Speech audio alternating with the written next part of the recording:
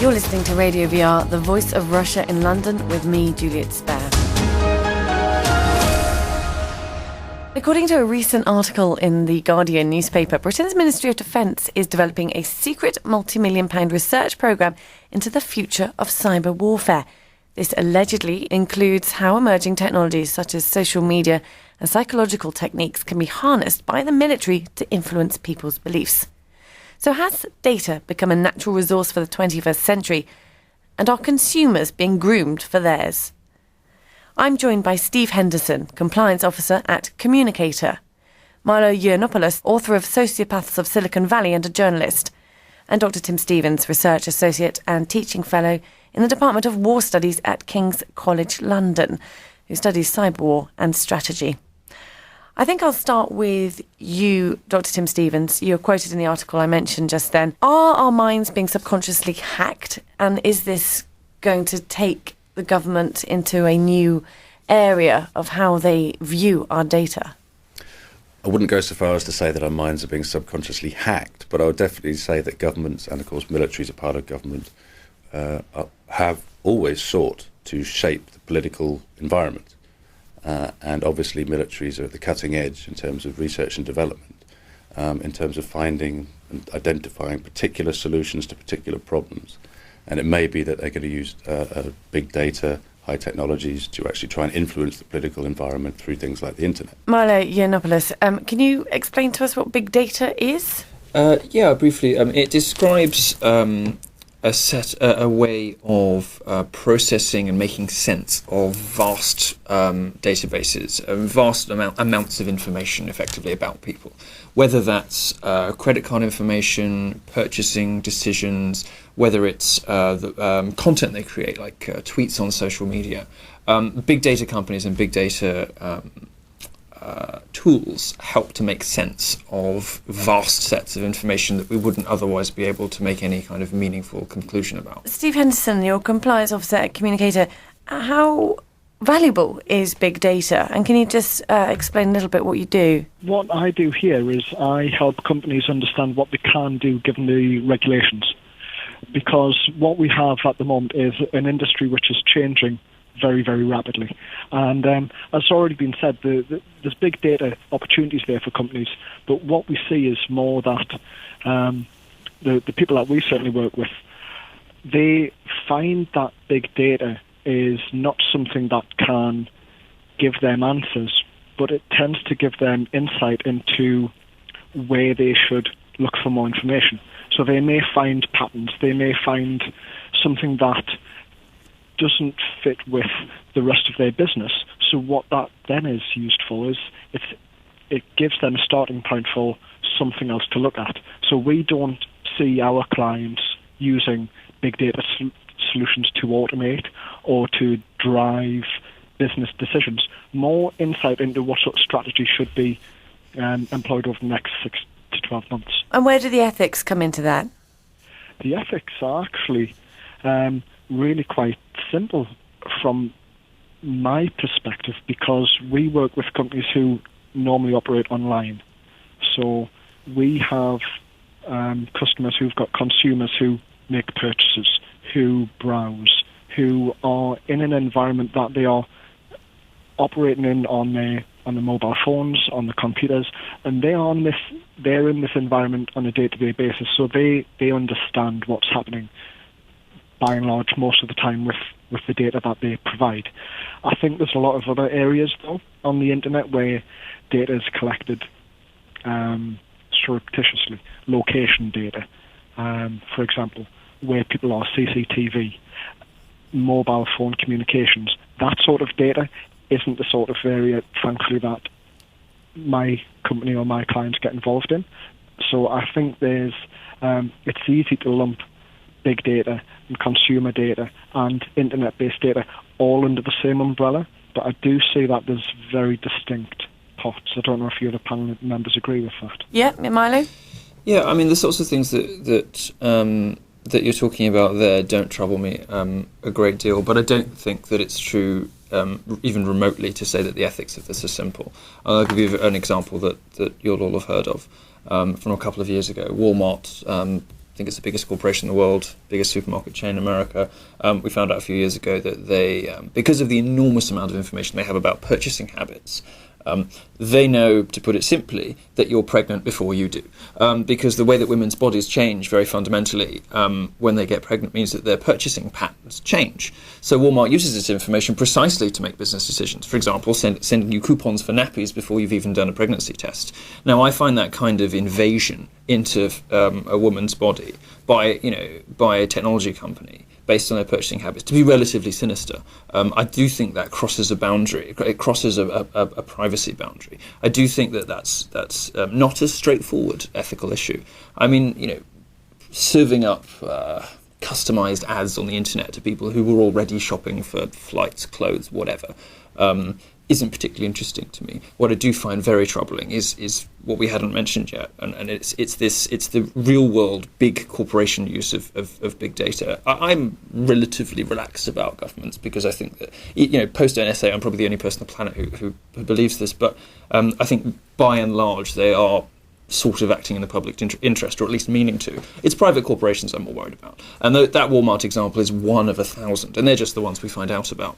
So I'm much more worried about the very complex ethical issues that pop up when big corporations and big data come into contact with one another. Tim Stevens, you can pick up from there. Milo says he's not worried about how the government uses the data. How are they surreptitiously gathering data? Yeah, I'm rather less sanguine about the government use of data, frankly. And I think there are equally pressing and urgent ethical issues that simply aren't being addressed, particularly when military institutions step into the frame and actively exploit and collect data.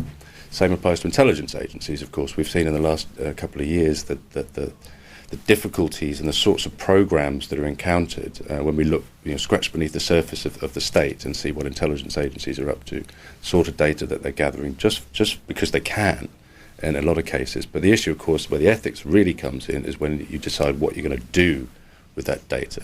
The thing is, the companies that I work with, they use data to help their customers, to help understand what they want more. I don't really see a great deal of the creepiness or the big brother stalking that we hear about. The Walmart example, yes, there's examples of that. We see other examples where in the US just a few weeks ago, someone was sent out some marketing information that had been personalised with the text relating to the death of someone's daughter. And this sort of information you see happening reported in the press increasingly often, and I think it's good that it's being reported because it's making people more aware of what's happening. So can I ask you a question, Steve? I'm sorry to interrupt. You say that this is about sort of helping people get what they want, and that's always the marketing spin we hear from companies. I mean, that's the consistent line. We're just helping to provide a better consumer experience. We're helping to give people what they want. And when what you actually see is that they are running numbers on, who might be pregnant and selling them nappy coupons, and sending them nappy coupons. So my question to you would be this: if you don't have a problem with what's called personalised retargeting, which means sort of ads that follow you around the internet and pop up again when you might be likely to make the purchase you didn't make earlier, but you're not happy with sales and services based, for example, on pregnancy and on the death of a family member. And let's take the Walmart real life example out because we've got a card, we've got online shopping, and these analyses are done on online behaviour as well. Where's the line for you precisely between personalised retargeting, which serves you up an ad for a flight that you didn't quite book but you might later, or a piece of clothing that you looked at but then later decided you weren't going to buy at the time, but it represents it with you when you're on another clothing store in an attempt to lure you away to buy that? Is that providing a better experience, or just manipulating the consumer into buying something that they'd already decided that they didn't want? Where's the line between that and the sorts of things that I think we can all agree are clearly over the line? Where precisely do you think, and there's not a right answer to this as far as I know, I certainly don't know for myself, but I'm interested in you because you're sort of the expert representing these companies. Where precisely is the line? What's acceptable and what's not? It's got to be down to the recipient's expectations, and that's the simple answer. Now, it's the simple answer, but doesn't answer the question. And this is one of the problems with the way that European law is written. And I'm conscious that the examples that you've given are US-based, and the laws are different. They're far stronger in Europe. But But in Europe, you can only collect and use data for the purpose for which it was intended. And there's a great deal of interpretation allowed in that. And it's simply because there is no specific line. For me, I'm happy that when I go to Amazon, for example, that the things that I've looked at, it suggests other books by other authors that I might like. But the point is, for this, it's a choice. You can turn it off. So, but what about it's the whether the laws that cover this? It's almost becoming second nature that you sign away you sign away the access to your data without realising it, and because you're inundated with what you need to look for on the internet, or what you need to look or research, or what you want to read, or what you want to purchase. It's this trivialisation of signing away your data that I find troubling, and I suppose goes on from what you're researching, Milo. And I recently came across a job application form on behalf of a global company that actually the small print says the people you agree to be your referees, their personal data is to be used. Should you, if you don't sign, they will look up their social media profiles, and the other small point is that first of all, these people have lawyers who imagine they can circumvent national and international law because, if you sign these are basically unlawful contracts that some people are expected to sign in order just to interview for a job. And second of all, international laws and the laws of particular jurisdictions are completely irrelevant when you consider how much richer and more intelligent than governments companies like Google are, how regularly they break the law and how brazenly, with how much chutzpah they have about riding roughshod over local law, and we catch them out, who knows, 1 in 10 times, 1 in 100, we don't even know. All we know about is the times that we bust them, right? So national law is one thing, but we find out every day about technology companies breaking those national laws. So for me, it's a question of ethics rather than legislation. This particular job application form I saw said that should you not consent to giving your personal information, which includes about 2 or 3 extra people, may be their family, friends or neighbours, all their personal information and habits online, you might not be... Yeah, it's held like a guillotine these days. You might not be looked at for the job. Yeah, this is a clear area in which ethics is simply not intruding into public discourse as much as it should do. There's been the very, very significant societal shift really over the last 5 to 10 years. You could call it the Zuckerberg phenomenon if you like, this presumption against privacy. That's the first time in human history, as far as I know, where there has been a presumption against privacy in terms of how the individual conducts their daily life. Now we're expected, as you said with this job application, you're expected to share. When people first moved into the cities, there was a relaxing of privacy because you got less. Now we're in an environment where on the internet, the presumption is that you have no privacy. And this is the sort of thing that big companies like Facebook, like Google, and of course other big institutions in the government realm, like the National Security Agency, like GCHQ, like most modern or up-to-date high-tech intelligence agencies, they play on that presumption. And it's almost become a defence in the public interest that there is a presumption against privacy because what have you got to hide? But it's all very well certain generations talking about this, but another concern would be for the young children growing up, where this presumption of privacy doesn't exist, and like I mentioned then, it's sort of secondary nature that you just tick that box and sign it away and not always look at the small print. So how do we start putting value on our own personal data? Well, the worry, to your first point, is that law is effectively being rewritten, and more importantly than law, societal codes are being rewritten by a vanishingly small number of people who run a small number of companies. So the companies who develop this technology have a vested interest in refashioning the way that we feel about privacy. And my children's generation will take all of that for granted. We say Google is much richer, it's much smarter than any government that's trying to regulate it. What are we to do? Well, to my mind, the only really effective thing we can do is sort of vote with our feet and not sign those application forms that demand that we give away the data of our families, friends, and referees. It's not shop in the stores that grossly violate our private information, and to withdraw from agreements that we've made where we've discovered that we've signed away more than we meant to. Really, since the teeth of regulators and governments, whether it's at European level, the US, or here in the UK, are so blunt compared to the tools that the technology companies have at their disposal.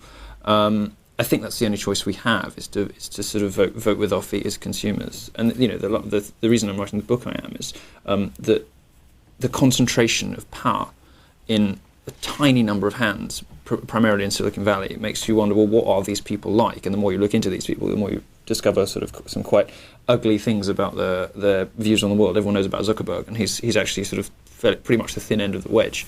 He just gets more press than everyone else because he has a great consumer product. Tim, you wanted to jump in there. To come back on you a little bit with that, I think it's a great idea if you can have these sort of local acts of private resistance against what Tim Wu has called information empires. But I fear the horse has already bolted in that respect. I think if you want to do business, if you want to sort of contract your daily life, if you want to do things that get on in life, you're going to have to engage with these companies. And unfortunately, the only way to do that is to basically sign on the line. And when you do that, you sign away all these things to do with privacy that we've always expected. And you're right about societal shift, though, which is the norms are changing. The norms have changed radically. And my children, as you suggest, Milo, my children will also grow up in a world where there is this presumption that they don't have any privacy. And you think back to the sorts of states where that's happened in the past. East Germany, North Korea. This presumption against privacy is a form of social control. But what's terrifying about this is that it's being rewritten by a handful of private companies, indeed, globally, rather than by one rogue totalitarian government, which is I think the reason for. I think that's why I said earlier that I was a bit more worried about private companies, simply because of the scale and the grip that they have. But it's exploitative of those who are in a desperate situation, who need work, who will be prepared to sign away their personal data. Certainly would be. Well, it's not just people in need, of course. Can I come in on a point on that? Yep. Yeah. Just the fact that Steve. people sign away the data. Most of these terms and conditions, though, aren't lawful. Just because they're in a contract doesn't mean they're lawful. They would not stand up in court, but they are still effective in achieving the company's aims because they change the expectations of the people who make those, who sign those contracts. So even if they wouldn't stand up in court, even if they aren't legal, they're still changing the expectations of the people that they work with. So changing their expectations in what way? Well, if you've signed that contract to say that they can share your information, then you're not going to complain when they share that information. You're at least going to concede that you had it coming, and this is where we're in the sort of dark arts of lawyers, right? This is the sort of this is why people compare lawyers to the devil, because this is the work they do, in open-eyed, flagrant defiance of the law, precisely to manipulate people into having less grounds for objecting. Yeah, the TNCs protect the company, not the consumer, in most cases, I think you'll find. But why do companies, huge global companies, not only aren't happy just with having data on their employees, they want data on everyone else now? Is it because by absorbing as much big data as you can, it's becoming a natural resource? It's becoming what's valuable about your company. They do it because it works. They do it because when you know that a woman's pregnant before she does, and she sends you nappy and you send her nappy coupons, she buys nappies from you. They do it because it works. Yeah, there's profit to be made in them. There are information hills. There's an awful lot of cash out there. So I did interrupt you there, Steve Henderson. Sorry, you finish what you were saying. No, it was just that the law is actually really, really clear on this. It's just nobody understands what it is. It is no more complicated than that. The European data protection laws simply say that an individual must be given genuine choice over whether to consent or not. Now, where's the choice in all of the examples that you've given? Where's the choice? There isn't any, so it simply would not hold up in court if it was challenged, but people don't challenge it. And it's already been mentioned, the ICO and the regulators are toothless. Yeah. Steve. And this is where the change needs to come. It needs to actually come from the ICO, from the regulators being given more powers, more resources, and taking high-profile cases to court. All that really happens now is when Google do or Facebook do image recognition for the photographs. That was challenged in Germany and Ireland. So they took it out of the European stuff. But there wasn't any fines, there wasn't any comeback. They just take the data, they use the data until they get a slap on the wrist, and it never goes further. And I don't see anything changing until there's some major changes. Now, in Europe, they are discussing having new data protection regulations where the fines can be up to 2% of the global GDP, and that, if it comes into force, will be one of the things that will help if the regulators can enforce it. Tim Stevens, you wanted to ask a question then? Yeah, just ask Steve. I mean, are you aware of any mass action consumer-led lawsuits in this field? Yeah, consumer-led, no. ICO-led, yes. Consumer-led, no. The ICO last year took one person to court for misuse of data for 440,000, another for 300,000. They both failed in appeal because they couldn't prove serious harm, and that's where the burden of proof is at the moment. Serious harm, and this is one of the things that needs to change. Serious harm if they didn't submit their data. Where is the serious harm with being sent some emails or being sent some texts or having this data used in a way that they didn't expect? Well, that's what it goes back to. Yeah, this is one of the examples in which the law and the ability, intelligence and resources of governments lag so far behind technology companies. And it's interesting, actually, is that the judiciary is sophisticated enough to understand these arguments if only they're presented with them. But it's just that the governments are generally incapable of doing that. And when they are presented with a sophisticated and persuasive argument that there is, for example, no real harm in being sent some personalised emails, they're compelled to accept it if the other side in court simply has nothing to argue back with. And my understanding of this from watching cases over the last sort of 5-6 years is just that anybody who goes up against Google on privacy is going to fail because Google has the bigger brains and the bigger wallet. And it is a problem. But the other thing you've got to remember, of course, is that governments have no real vested interest in prosecuting these companies. In fact, the governments are very, very happy to go lightly on them. We see this by the continued tacit allowance of tax, you're not allowed to call it evasion, but of these companies reducing their exposure to tax. If the government wants to close loopholes about Luxembourg, Ireland, what have you, with Facebook and Google, they could and they would. They don't, because they get very profitable arrangements from these companies. For example, Google and the Tories, very close. As a result, Google built a massive campus in East London to support the Tories' Tech City initiative. We've got to remember that we're not just talking about the government, we're talking about the party that's in power. And all of these parties have deep and excellent relationships with technology companies. They have no real incentive to go on a privacy crusade. But it's deciphering what is serious harm as well, and whether receiving text or email notifications is something that you deem serious harm. But it's that choice. Why should we have this in our lives if we don't want it? There is an issue. Well, perhaps luckily the judiciary can't adjudicate on certain issues of futurism. But when we talk about harm, you do have to ask this question about social harm. Is there a longer-term social effect that we're allowing to happen in terms of the erosion of trust with companies with whom we transact, the erosion of trust in government, and vice versa, the erosion of trust in citizens, but also an erosion of consent? And this is the issue you raise. You're listening to Radio VR, the voice of Russia in London, with me, Juliet Spare.